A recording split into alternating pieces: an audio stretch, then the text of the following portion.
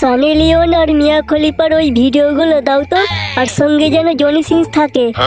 ঠিক আছে, এক্ষুনি দিচ্ছি, লোডিং হচ্ছে। ও, অনেক দিন বাদ রিচার্জ করেছি, আজ একটু মজা করে দেখবো।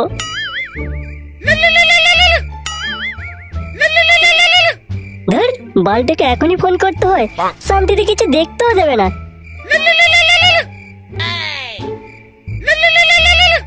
ওই জন্যই বলে সিঙ্গেল থাকা ভালো, কেন যে লোকে প্রেম করে বুঝি না বল। হ্যাঁ সোনা বলো, এই তোমাকেই ফোন করতে যাচ্ছিলাম। এই বাবা না আমাদের সম্পর্কটা মেনে নিয়েছে। কি বলছিস রে, তো বাপ আমাদের সম্পর্কটা মেনে নিয়েছে? তবে আর বলছি কি, তোমাকে কালকেই আমাদের বাড়িতে আসতে বলেছে, তোমার সঙ্গে কিছু কথা বলবে। ধর, তুই বড় মিথ্যা কথা বলছিস, আমার মতো ছেলেকে তোর বাপ মেনে নেবে? হ্যাঁ গো, আমাদের সম্পর্কটা সত্যিই মেনে নিয়েছে, তোমাকে কাল আসতে বলেছে। এই শোন না, এই আনন্দে তাহলে একটা হোটেল রুম বুক করবো। এই দেখো পচা, এইসব কিন্তু এখন নয়, সব বিয়ের পরে। আর তুমি যদি এই রকম বাজে মনোভাব রাখো, তাহলে বাবার পছন্দ করা সরকারি চাকরিওয়ালা কাকুকেই বিয়ে করে নেব। আচ্ছা আচ্ছা, ঠিক আছে, আর বলবো না, যা হবে সব বিয়ের পর। আমি এখন রাখি শোনা, প্রচুর ঘুম পাচ্ছে আমার।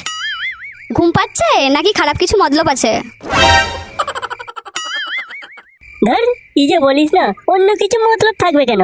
শালা বাপটা আমার এত হারামি না, প্রচুর খাটাচ্ছে, পুরো হাগিয়ে দিচ্ছে। সারাদিন খাটাখাটুনির পর আর ভালো লাগে না, তাই সকাল সকাল ঘুম পাচ্ছে। এখন রাখি শোনা। ঠিক আছে, তুমি কাল কিন্তু সকাল সকাল চলে আসবে। হ্যাঁ গো, আমি সকাল সকাল কালকে পৌঁছে যাব। ওহ, মজা গেল, এবার একটু শান্তিতে দেখতে পাবো। Naughty America.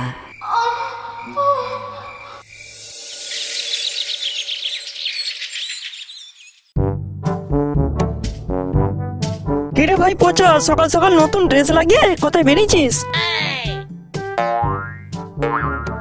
এই তো রে ভাই, শ্বশুর বাড়ি যাচ্ছি, হবু শ্বশুর বাড়ি। শ্বশুর বড় একটু দেখা করতে বলেছে, আমার আর পুটির বিয়ে নিয়ে একটু কথা বলবে।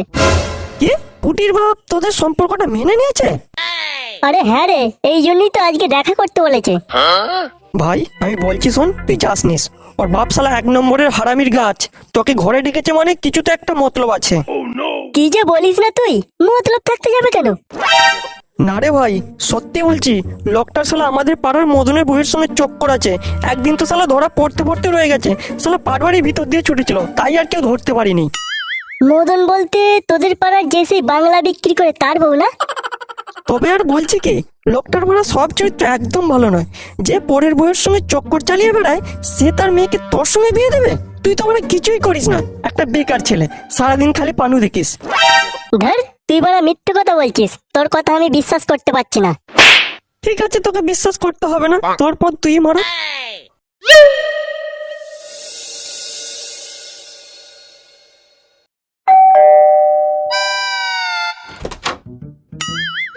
ও বাবা জীবন, তুমি ভিতরে আসো, ভিতরে আসো। ভালো আছেন কাকু? হ্যাঁ বাবা, আমি ভালো আছি। তা তোমাদের বাড়ির সব ভালো আছে তো? হ্যাঁ কাকু, সব ভালো আছে। তা কাকু, পুটিকে দেখতে পাচ্ছি না, কোথায় গেছে? ও পুটি উপরের ঘরে আছে। তা বাবা, তোমাকে একটা কথা জিজ্ঞাসা করবো, মানে তুমি কিছু মনে করবে না তো? আরে বলুন না, মনে করার কি আছে, ও আমি কিছু মনে করব না। তা বাবা, তুমি তুফান বিড়ি মানে ওই বিড়ি টিড়ি খাও তো? না না কাকু, আমি ওইসব বিড়ি টিড়ি খাই না, ওইসব আমি একদমই খাই না, মোটেও খাই না। আরে লজ্জা পাওয়ার কিছু নেই, তোমার মতো বয়সে আমি অনেক খেয়েছি। এই প্যাকেটটা রাখো, এটা শুধু তোমার জন্য এনেছি। এই কি করছেন কাকু? এই আমার আমার পকেটে দিয়ে দিচ্ছেন কেন?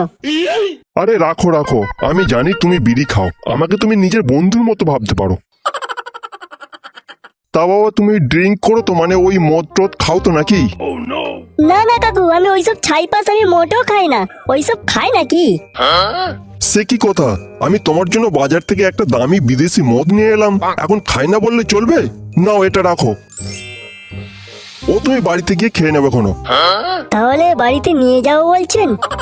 হ্যাঁ নিয়ে যাও, ওটা আমি শুধু তোমার জন্য এনেছি। কাকু, একটু পুটিকে ডেকে দিন না। হ্যাঁ ডাকছি। তা বাবা, তুমি এটাও রাখো, যতই হোক পুটি আমার মেয়ে, বাবা হিসেবে আমার একটা কর্তব্য আছে। Man force double XL condom. কাকু, আমার মনোভাব এরকম নয় কাকু। আমি শুধু পুটিকেই ভালোবাসি, আমার এইসব লাগবে না কাকু। আরে লাগবে লাগবে, রাখো তোমার কাছে। তোমার মতো বয়সে যখন তোমার কাকিমার সঙ্গে আমি প্রেম করতাম তখন খুব কাজে লেগেছিল আমার, অসুবিধা কিছু নেই। ছেলেটাকে মনে হয় আজকে আর আস্ত রাখবে না। তুই জেনে শুনে ওই ঢ্যামলা লোকটার ফাঁদে পা দিলি। ও শালা 1 নম্বরের হারামির গাছ। তোর যদি না গেঞ্জি পেঞ্জি ছেড়ে তোকে না ঘর পাঠায় তো আমার নামে কুত্তা পুষবি। তুমি এসে গেছো দেখছি। তোমরা দুজনে কথা বলো, আমি চা করে নিয়ে আসছে। তার আর কোনো দরকার নেই, তুই এইখানে দাঁড়া। মানে কেন, তোমরা চা খাবে না? চা খাওয়াবো এই বিড়ি খোরটাকে? বাবা তুমি কি বলছো? আমি কিছুই বুঝতে পারছি না। বলেছিলাম না তোকে এই ছেলে মোটেও সুবিধের নয়। কাকু আপনি কি বলছেন? আমি কিছুই বুঝতে পারছি না। তোমার বোঝার দরকার নাই, তুমি শুধু চুপচাপ দেখে যাও। বাড়িতে ঢোকার সময় বিড়ি টানতে টানতে ঢুকছে, তাহলে ভাব তুই কেমন ছেলেকে ভালোবেসেছিস। তোমার কথা আমি বিশ্বাস করি না বাবা। তুমি আমাদের সম্পর্কটা মেনে নেবে না বলে তুমি একটা অজুহাত বের করছো। পুটি তুমি তোমার বাবার কথা না বিশ্বাস করো না, আমাদের সম্পর্কটা মেনে নেবে না বলে। বাবা মেয়ের মধ্যে কথা হচ্ছে, তুমি চুপ করবে? বাবা বিড়ি তো আজকাল প্রতিটা ছেলেই খায়, ও নয় ভুল করে একটা খেয়ে ফেলেছে, বাদ দাও না। ঠিক আছে বিড়িটা না হয় আমি বাদই দিলাম, তা বলে মদ খেয়ে ঢুকবে? বাবা তুমি কিন্তু পচার নামে উল্টো পাল্টা কথা বলছো, আমি কিন্তু সহ্য করব না। আচ্ছা ঠিক আছে, কি প্রমাণ আছে যে পচা মদ খায়? আচ্ছা প্রমাণ দেখতে চাস? তবে এই দেখ তার প্রমাণ। পচা তুমি মদ খাও? তুমি না আমায় দিব্যি দিয়েছিলে যে তুমি আর মদ খাবে না। দেখো পুটি আমি এইসব কিছুই করিনি, তোমার বাবা আগে থেকে এইসব প্ল্যান করে রেখেছিল আমাকে ফাঁসানোর জন্য। বাবা মেয়ের মধ্যে কথা হচ্ছে, তুমি একটু চুপ করবে?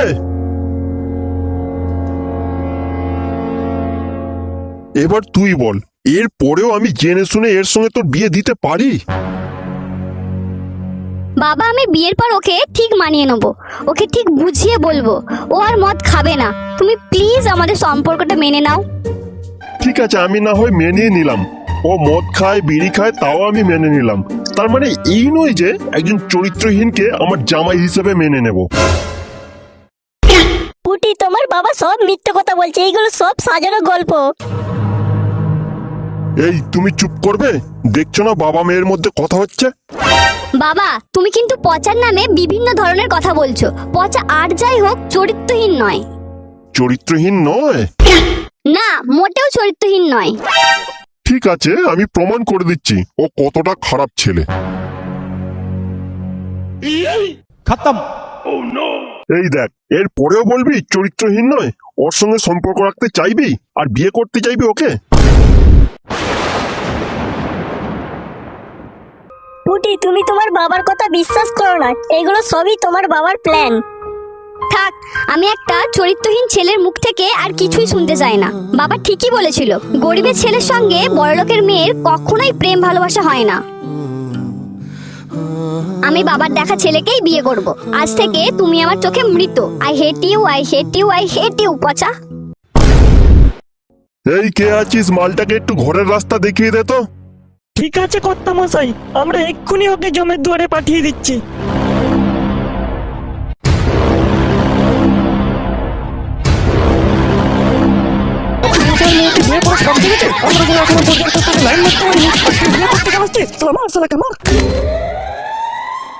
সালা হারামির বাচ্চা কি ছেলে, তোর মনে মনে এই ছিল তুই তোর মেয়ের বিয়ে দিবি না, তুই আমাকে আগে বলে দিতে পারতিস, আমি মানে ঘর চলে যেতাম।